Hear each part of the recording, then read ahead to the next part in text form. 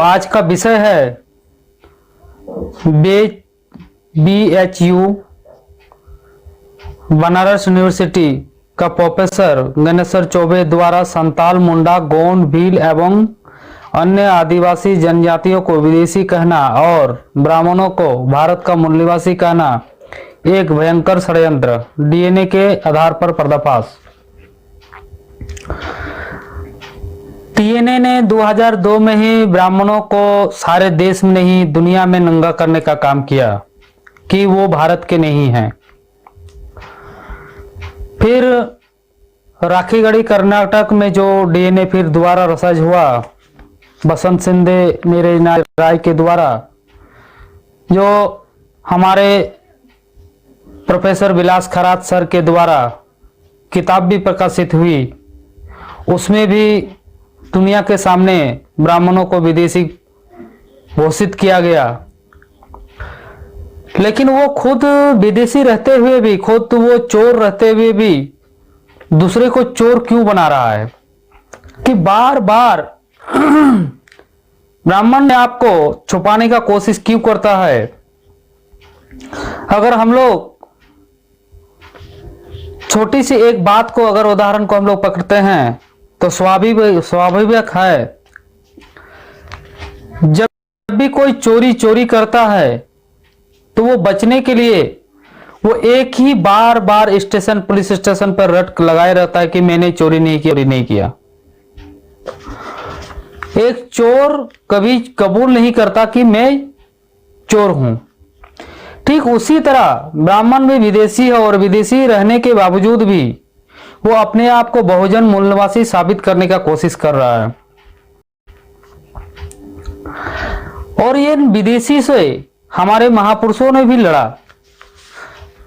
अगर एक मिनट के लिए मैं हमारे महापुरुष, चाहे वो तिलका मांझी का हो, बिरसा मुंडा का हो, या बाबा सिद्धू कानू, चांद भैरव, फूलो झानू का हो, उन लोगों भी विदेशी ब्राह्मणों के साथ, महाजनों के साथ लड़ने का काम किया। तो मैं एक ही उदाहरण देना चाहूंगा। सिद्धू कानू का आंदोलन चल रहा था तो उस समय भी महाजनों ने, ब्राह्मणों ने, बनियों ने सिद्धू कानू आंदोलन को कुचलने का कोशिश किया। और कुचलने की वजह से जो आंदोलन चला था 30 जून 1855 को, उस आंदोलन में मानिक चौधरी, गोराचांद सेन, सार्थक रोखिक, निमाय दत्तो और हीरू दत्तो जाने के रास्ता पर ही हत्या कर दिया गया था। तो जो हमारे महापुरुष थे उन लोगों ने शत्रु को पहचाना था।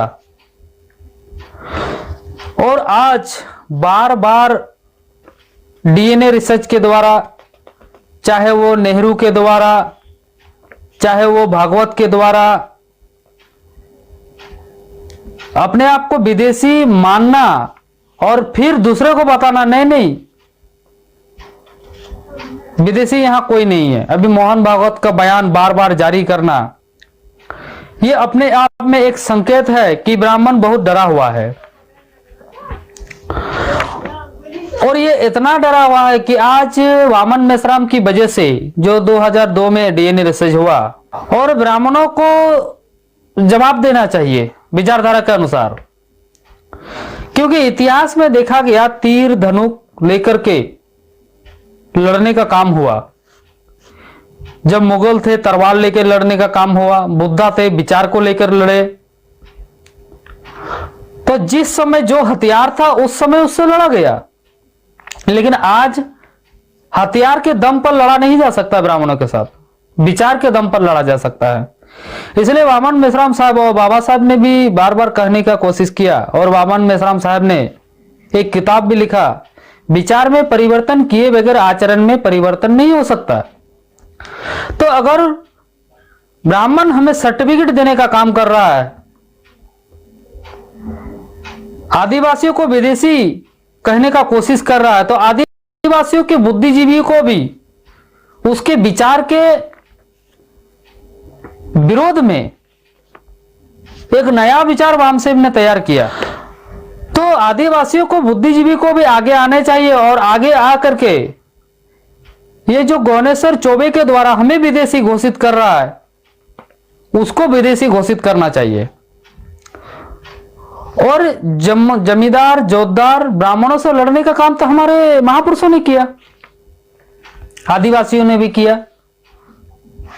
और हमारी जितनी भी लड़ाई हुई सारे के सारे ब्राह्मणों के साथ हुई, जोतदार जमींदार के साथ हुई। तो ये आदिवासी हमें घोषित करना और अपने आप को मूल्यवासी बहुजन घोषित करना, ये एक बहुत बड़ा षड्यंत्र वो चला रहे हैं। आदिवासियों की जो मूल समस्या है वहां से हम लोगों को भटकाना चाह रहे हैं। पंजाब में जब अधिवेशन हुआ शायद 2018 में, वहां भी मैंने कहा था कि आदिवासी आने वाला दिन में बहुत बड़ी समस्या में गुजरने वाले हैं। आज मैं जिस डिस्ट्रिक्ट में रहता हूं, पश्चिम बर्धमान, वहां बगल में एक जिला है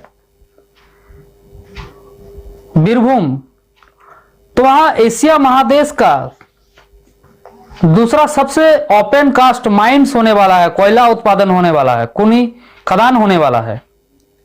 तो वहां से जब आदिवासी को खदेड़ा जाएगा, और खदेड़ा भी जा रहा है, मारा भी जा रहा है टीएमसी सरकार के द्वारा, ममता बनर्जी का प्रशासन के द्वारा आदेश और निर्देश पर। जो ममता बनर्जी कहता था अंबानी अदानी मोदी का दलाल है, आज वो खुद उन लोगों से मिल रहा है, वो प्रोजेक्ट निर्माण करने का काम कर रहा है। और जब प्रोजेक्ट निर्माण होगा तो आदिवासियों को खदेड़ा जाएगा। जो और 1 मिनट के लिए अगर इतिहास देखते हैं, सिद्धू कान्हू बिरसा मुंडा को छोड़ दिया जाए, बिरसा मुंडा को अगर छोड़ दिया जाए तो सिद्धू कान्हू रहे या बाबा तिलका मांझी रह गए, फूलो जानू रहे, चाहे जो भी आदिवासी नेतृत्व में जो लड़ाई हुआ, चाहे टांटा बिल है, वो कितना पढ़े लिखे थे, फिर भी उन लोगों ने विदेशी को निर्धारित किया। ब्राह्मण विदेशी है ये निर्धारित किया, उसने लड़ने का काम किया। और आज हम लोगों को ब्राह्मण विदेशी कह रहा है और हम लोग चुपचाप है। यही तो गुलामी है। गुलामी क्या है? बाबा साहब कहते हैं ना, गुलामी को गुलामी का एहसास करा दो, वो फिर विद्रोह करेगा। हमारे आदिवासियों के अंदर गुलामी का एहसास लाना होगा, और आ रहा है मामसेप के द्वारा। और जब तक हमें हमारा गुलामी का एहसास नहीं होगा, तब तक ये जो गौनेश्वर चौबे की क्या औकात है हमारे सामने, वो ना संख्या से भारी है हमारा,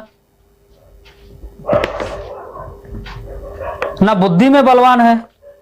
अगर बुद्धि में बलवान होते तो आज भी आदिवासी झोपड़पट्टी में रहते हैं।